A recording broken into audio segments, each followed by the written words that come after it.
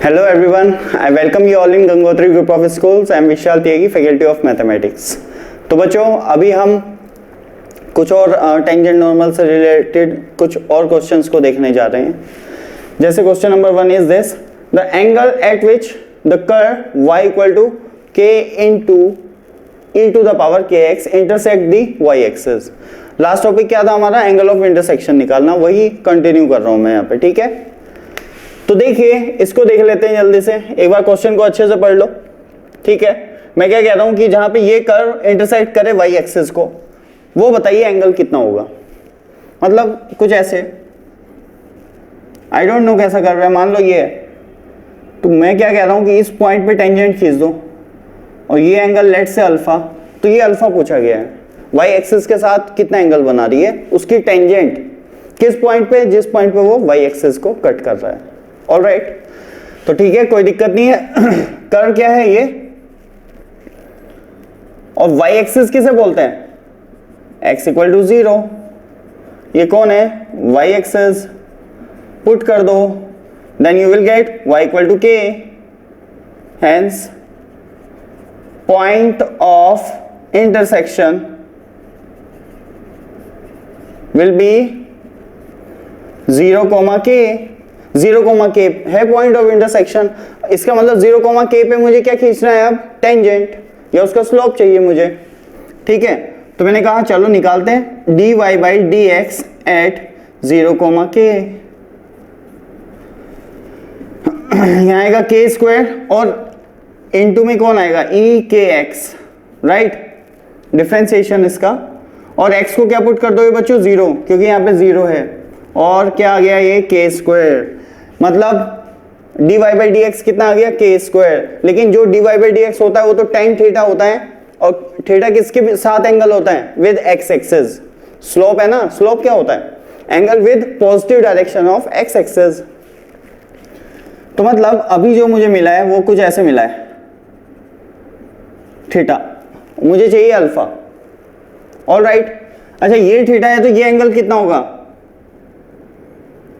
इस लाइन को इधर बना दूं अगर मैं ऐसे कुछ, कि ये लाइन ऐसे जा रही है.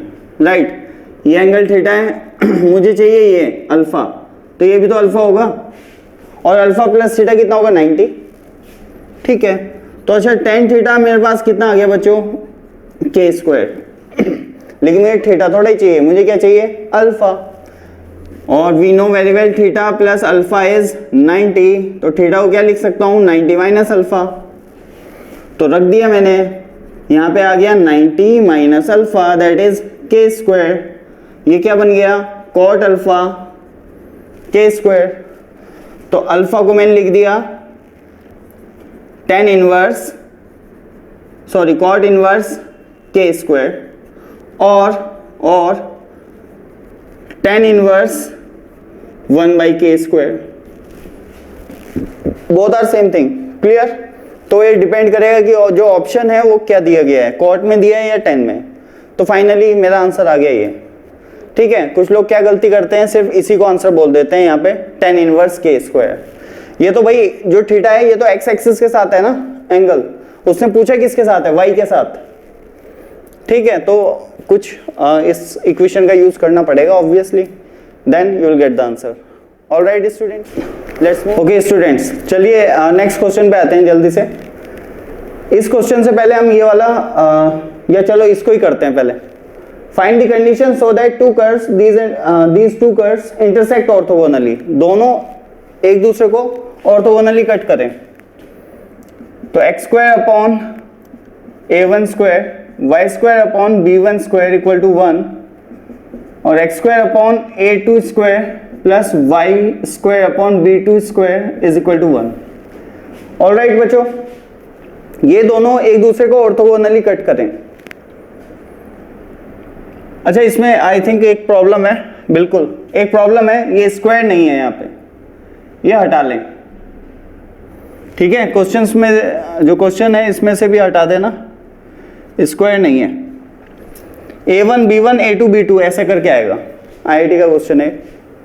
ठीक है, ये दोनों कर्व एक दूसरे को ऑर्थोगोनली कट करें, इसकी कंडीशन बतानी है. तो देखो सबसे पहले देखो ध्यान से समझना, एक तरीका तो ये हो गया, ऐसे में मैं कैसे करूं समझो।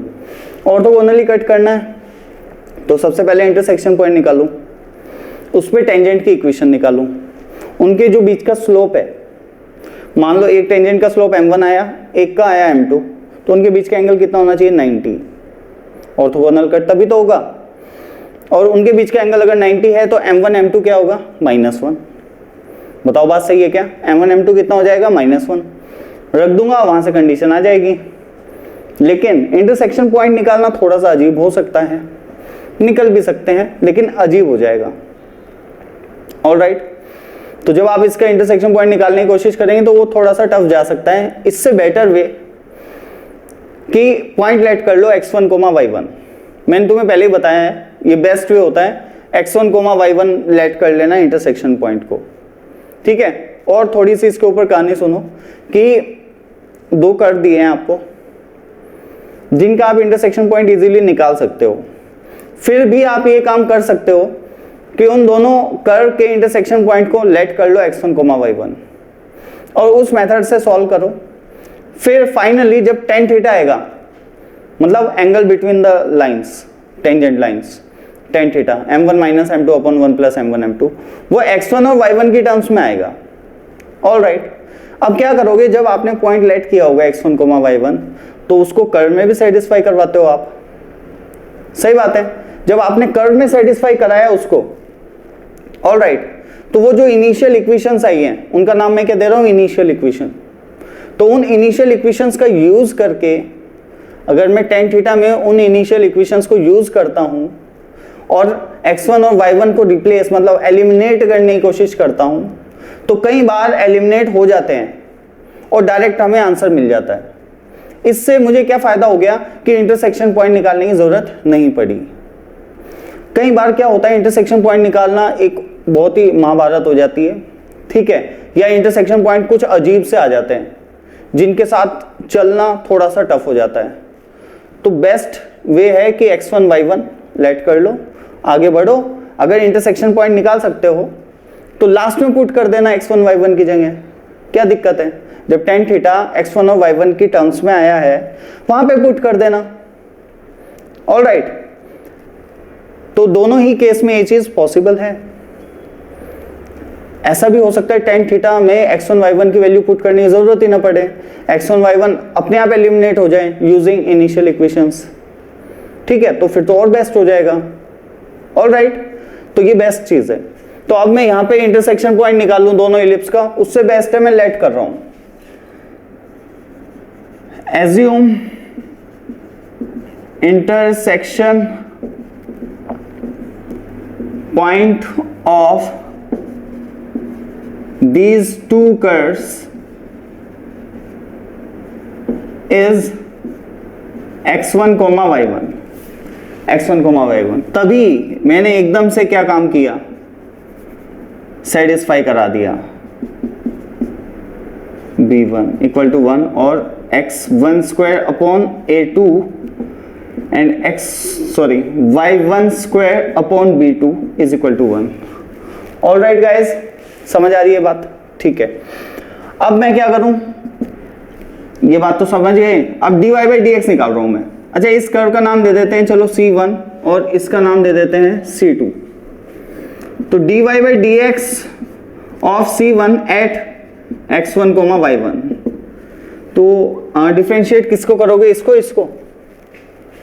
वैसे तो देखो रिजल्ट तो सेम ही आना है, लेकिन ऑब्वियसली वेरिएबल वाले को करते हैं। ये तो फिर भी मैंने एक पॉइंट पुट कर दिया है इसमें। इक्वेशन कौन है, ये है कर्व की equation.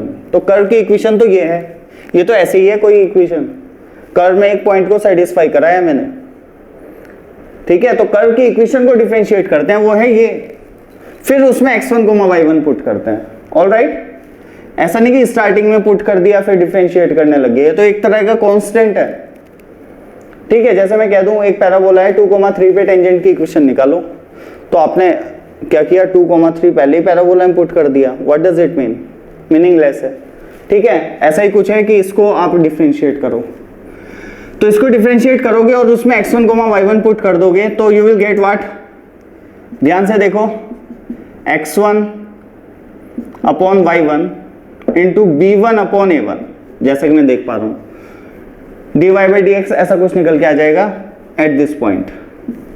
All right, okay. Next dy by d x निकाल रहा हूं मैं for curve C2 at x1 y1, same point, वो भी यहाँ पे ऐसे ही आएगा, बस यहाँ पे b2 अपॉन a2 आ जाएगा क्योंकि सेम टाइप के कर्व है। अब m1 m2 equal to -1 because they intersect क्या, ऑर्थोगोनली।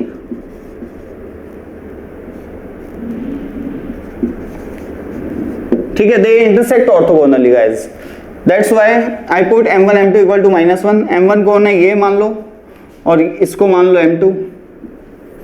ऑल राइट, ये हो गया m1। इन दोनों को इक्वल टू -1 पुट करेंगे तो क्या आएगा यहाँ पे देखो ध्यान से, x1 square y1 square b1 b2 a1 a2 equal to -1। तो यहां से मैं लिख सकता हूं x1 square upon y1 square equal to a1, sorry यहाँ पे a2 है, a1 a2 upon b1 b2 और ये माइनस, ये कंडीशन आ गई है। लेकिन इसमें x1 एंड y1 दोनों प्रेजेंट हैं जो कि नहीं होने चाहिए क्योंकि इनको तो मैंने लेट किया है, ये थोड़े फाइनल रिजल्ट में मिलेंगे, तो इनको एलिमिनेट भी मुझे ही करना पड़ेगा। कैसे करूंगा, कितनी इक्वेशंस हैं, 1 2 3 इक्वेशंस, 2 पैरामीटर्स, एलिमिनेट किए जा सकते हैं या नहीं, बहुत इजी, वेरी इजी। तो कैसे करें, मुझे चाहिए x1 और y1 का रेशियो, तो मजा आ जाएगा। कैसे करूं, इन दोनों इक्वेशन को सब्ट्रैक्ट कर दो, 1 कट जाएगा और x1 y1 में ही इक्वेशन रह जाएगी। तो दिस माइनस दिस, इन इक्वेशन को मैं माइनस कर रहा हूं, तो देखना x1 square upon a1 minus x1 square upon a2 करेंगे तो ये आएगा x1 square upon a1 minus a2 plus y1 square similarly b1 minus 1 upon b2 equal to 0। All right, तो इफ यू कैन सी कि इसको मैं ऐसे लिख लेता हूं, चलो a2 minus a1 upon a1 a2, इसको इधर लेके आ गया और ये आ गया b1 minus b2 upon b1 b2। यहां पे क्या आना चाहिए था, b2 माइनस b1, लेकिन उधर लेके आया हूं तो माइनस उसके साथ एडजस्ट कर दिया। Finally x1 square upon y1 square मुझे मिला a1 a2 upon b1 b2 into b1 minus b2 upon a2 minus a1 बच्चों, और इस वैल्यू को मैंने यहाँ पे पुट कर दिया। तो इन दोनों का यूज करके मैं बोल पा रहा हूं कि minus of a1 a2 upon b1 b2 equal to a1 a2 upon b1 b2 b1 minus b2 a2 minus a1। Guys correct है, ये कट हो जाएगा, ये माइनस है, इसको इधर क्रॉस मल्टीप्लाई करूंगा तो ये बन जाएगा a1 माइनस a2 और ये b1 माइनस b2। ठीक है, a1 minus a2 equal to b1 minus b2 आ रहा है। तो बस या तो यही आंसर लिख लो या ऐसे लिख लो a1 plus b2 a2 plus b1। तो इनमें से कुछ भी ऑप्शन में दिया जा सकता है, आपको आंसर मैच हो जाएगा। करेक्ट है, इंटरसेक्शन पॉइंट निकालना पड़ा क्या, नहीं ना, इजी था, क्लियर। बिल्कुल ऐसे करना है, कॉन्सेप्ट बिल्डअप करते जाएं। ऑल राइट, दिमाग को उस हिसाब से सोचना शुरू करें, उस हिसाब से बना लीजिए दिमाग को कि आप सोच पाएं चीजों को। एक ही चीज पे स्टिक नहीं रहना है, जो कॉन्सेप्ट बताई जा रही है उन्हें आपको दिमाग में बनाए रखना है। क्लियर, ये खास तौर पे ये वाला point. All right, okay, then pause the video and note it down fast. तो बच्चों let's move to the next one, this one. Find the acute angle between these two curves where x is greater than 0। x greater than 0 बोला हुआ है, तो मैं क्या करूंगा, सबसे पहले ग्राफ ड्रॉ करूंगा। इसका ग्राफ बताओ, modulus of x square minus 1। सबसे पहले एक्स स्क्वायर माइनस 1 का बताओ। क्वाड्रेटिक होगी जिसका है रूट -1 और 1 होंगे, तो ऐसे होगी। ऑलराइट, लेकिन हॉल मोड है तो देखो ध्यान से देखोगे तो समझ आ जाएगा, ऐसा होना चाहिए। बात सही है नहीं? नीचे वाला जो पॉइंट है वो ऊपर आ जाएगा। ऑलराइट, चलिए नेक्स्ट जो दूसरा है वो है modulus of x square minus 3। इसके रूट क्या होंगे? √3 और -√3। तो ये कर्व कुछ ऐसा आएगा और ऐसे चला जाएगा। इंटरसेक्शन पॉइंट है ये और ये। अच्छा, ये इंटरसेक्शन पॉइंट निकालने के लिए आपको पूरी इक्वेशन पता होनी चाहिए, हर एक कर्व की, हर एक जो ब्रांच है उसकी इक्वेशन आपको पता होनी चाहिए। तो ध्यान से देखो, जैसे ये अंदर वाला कर्व है, सबसे पहले वाला कर्व, इसमें ये और ये, इन दोनों की इक्वेशन तो होगी एक्स स्क्वायर माइनस 1, लेकिन जो ट्रांसफॉर्मेशन आई है मॉड्यूलस की वजह से, नीचे वाली ब्रांच ऊपर आ गई है, उसका नाम चेंज हुआ होगा। इसका नाम होगा minus of x square minus 1। Alright, similarly अगर इसकी बात करूं और इसकी बात करूं, दोनों का नाम क्या होगा? y equal to x square minus 3। लेकिन जो ये बीच वाला है इसका नाम क्या होगा? माइनस एक्स स्क्वायर प्लस 3, क्योंकि ये भी नीचे से ऊपर आया है। ऑलराइट स्टूडेंट्स, ठीक है, ठीक है। अब मान लेते हैं ये इंटरसेक्शन पॉइंट है P, तो to find intersection point P we will solve कौन कौन सी इक्वेशन? एक तो ये वाली और एक ये वाला। तो इसकी इक्वेशन क्या है? ये।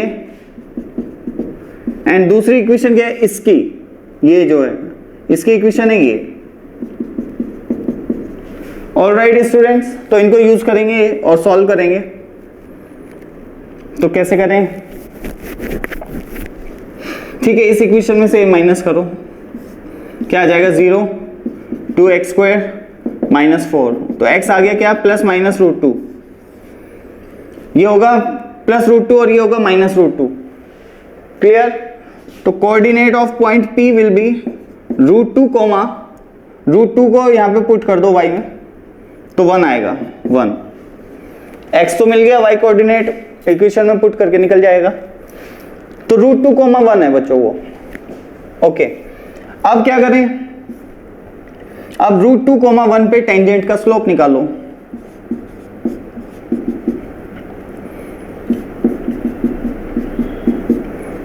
एक मिनट। अच्छा, अब कुछ लोग ये कहते होंगे कि अभी तो कहानी इतनी बड़ी सुनाई थी कि x1 कोमा y1 लेट करके करें, अब अपने आप इंटरसेक्शन पॉइंट निकाल लिए। क्योंकि मैं निकाल सकता था इजीली, तो मैंने निकाल लिए, क्योंकि यहाँ पे तुम्हें कॉन्सेप्ट भी समझानी थी निकालने का। अदरवाइज आप इसमें भी अगर चाहते हैं तो रख सकते हैं, लेकिन दिक्कत क्या थी कि यहाँ पे मॉड्यूलस है। जब आप x1 y1 को कर्व में सेटिस्फाई कराओगे तो वो जो इक्वेशंस आएंगी जिन्हें मैं इनिशियल इक्वेशन बोलता हूँ, उनमें मॉड्यूलस रहेगा, तो उसका यूज कर पाना आपके लिए टफ हो जाएगा। ठीक है, वो दिक्कत दे सकता है। अगर कॉन्सेप्ट में हल्की सी भी कुछ मिस्टेक हुई तो गड़बड़ आ सकती है। ऑलराइट, वैसे तो साफ सी बात है, उसने क्लियर किया है x ग्रेटर देन 0 है, लेकिन फिर वहां पे क्रिटिकल पॉइंट्स आएंगे √3 और 1। ठीक है, तो उसमें दिक्कत ना हो इस वजह से मैंने ऐसा नहीं किया है। और जब तक मॉड्यूलस नहीं हटाओगे तब तक आप उस इक्वेशन को यूज नहीं कर पाओगे आगे एलिमिनेशन के लिए। ठीक है, तो इस वजह से मैंने क्या किया कि पहले इंटरसेक्शन पॉइंट ही निकाल लिया। तो मैंने पहले ही बताया है, एक ही कॉन्सेप्ट पे स्टिक रहना चलता नहीं है। यहाँ पे आपको सब कुछ पता होना चाहिए और फिर आपको सोचना है कि कौन सा बेस्ट है। ऑलराइट, ठीक है। तो dy/dx फॉर द कर्व, चलो इसका भी नाम C1 दे देते हैं, ये C2 है। तो फॉर C1 के लिए मैं निकाल रहा हूं C1, जो कि क्या है y equal to x square minus 1। तो क्या आ जाएगा? 2√2, 2x आएगा और x की जगह आप √2 पुट कर देंगे, 2√2 आ जाएगा। फिर for the curve C2 that is y equal to minus x square plus 3। तो dy/dx at same point √2, 1 will be minus of 2 root 2. All right, okay इसका नाम मैंने दे दिया m1, इसका नाम m2। अच्छा यहाँ पे वैसे ही मैं जस्ट बता रहा हूँ कि ये m1 m2 का सम 0 है, मुझे दिख रहा है। इससे क्या पता चलता है? if sum of slope of two straight line is 0, then what? Then they will be equally inclined on x-axis. Clear? They will be equally inclined on x-axis. ऐसा बताया गया है या नहीं? ठीक है, बिल्कुल। तो इक्वली इंक्लाइंड होंगी एक्स एक्सिस पे, लेकिन इससे हमें कोई लेना देना नहीं है। उसने तो कहा है एंगल बताइए उनके बीच का, तो उनके बीच का एंगल कितना होगा ये ऐसा कुछ नहीं कमेंट कर सकते हम इस चीज से। तो मैंने कहा ठीक है निकाल लो, m1 minus m2 upon 1 plus m1 m2 कितना आएगा बच्चों? m1 माइनस m2 हो जाएगा 4 रूट 2 अपॉन इनका प्रोडक्ट हो जाएगा 8, तो ये आ गया 4 रूट 2 बाय 7 tan थीटा, तो थीटा आ गया 10 inverse 4 root 2 by 7। All right, ये है एक्यूट एंगल क्योंकि मॉड्यूलस का यूज किया गया है, तो एक्यूट एंगल बिटवीन देम। अच्छा अगर वो पूछे ऑब्ट्यूस एंगल बताओ तो 90 में से माइनस कर दो इसे, ठीक है। तो ये हो गया acute angle between them, and obtuse angle क्या होगा? Obtuse angle will be 90 minus theta. जो मॉड्यूलस से निकाला जाता है वो एक्यूट एंगल होता है, और अगर ऑब्ट्यूस चाहिए तो मॉड्यूलस से निकालने के बाद 180 में से माइनस कर दो, आपको ऑब्ट्यूस मिल जाएगा। All right, okay, then pause the video and note it down fast. So guys next question पे मूव करते हैं। वो क्या है? Find the angle between these two curves. तो सबसे पहला कर्व जो दिया है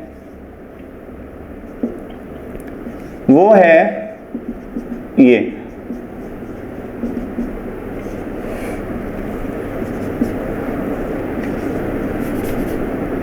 और दूसरा है ये। ऑल राइट, तो अब इन दोनों के बीच का एंगल ऑफ इंटरसेक्शन निकालना है। तो भाई इस कर्व के बारे में आपको पता होना चाहिए, फंक्शन में बहुत अच्छे से पढ़ा है कि it is nothing but what, याद होगा इसकी रेंज क्या होती है? क्या होती है? 1 से, सॉरी ये मॉड्यूलस है, क्या लिख रहा हूं मैं, ये मॉड्यूलस है राइट, और ये GIF है, ठीक है, ये GIF है और मॉड्यूलस है। तो इसकी रेंज क्या होती है अंदर वाले की? Modulus of sine x plus modulus of cos x, 1 से रूट 2 होती है, याद है? ठीक है, अगर उस पर GIF लगा देते हैं तो क्या हो जाता है? 1 बन जाता है। तो ये बिल्कुल भ्रम है, ये बस एक, it is equivalent to y equal to 1 line. कौन है ये? y equal to 1 line. All right, function में पढ़ा रखा है।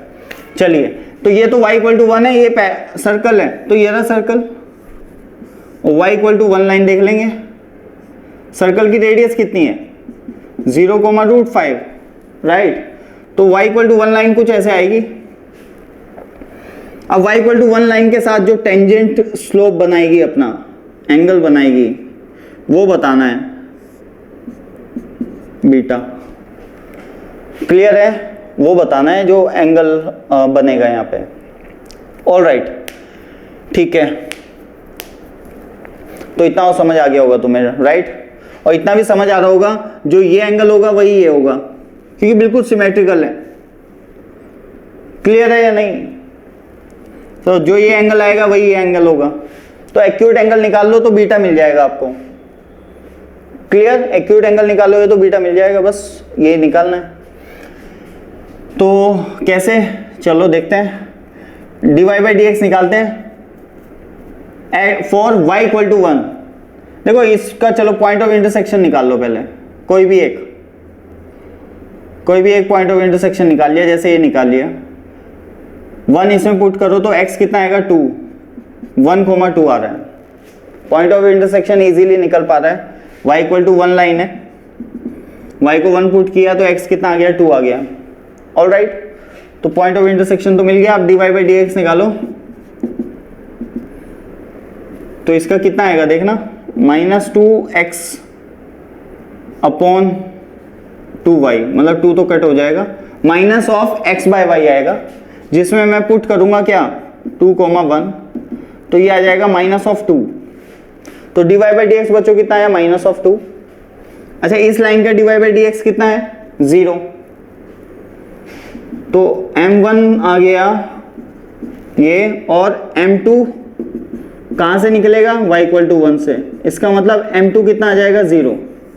अब एंगल ऑफ इंटरसेक्शन क्या होगा, tan theta m1 minus m2 upon 1 plus m1 m2। All right, तो माइनस कर दें, ऊपर तो 2 बचेगा और नीचे आएगा 1 प्लस 0, तो एक 0 है ना क्योंकि, ठीक है। तो tan थीटा कितना आ गया बच्चों 2, थीटा कितना आ गया tan इनवर्स 2, और ये थीटा ही बीटा है according to the this graph, right, ये थीटा ही बीटा है। ऑल राइट, समझ आ गई। अरे मैंने थीटा ले लिया, जनरली हम थीटा लेते हैं, अदरवाइज जो वहां पे बीटा दिखाया गया है वही है, बस ये थीटा ही बीटा है, जैसे गंगाधरी शक्तिमान है, ठीक है, बिल्कुल ऐसे ही सीन है। चलो ठीक है, अभी जल्दी से इसको उतारो, मैं कुछ और क्वेश्चन देखता हूँ, उसके बाद एक नई कॉन्सेप्ट पे मूव करेंगे। जल्दी से कॉपी कीजिए।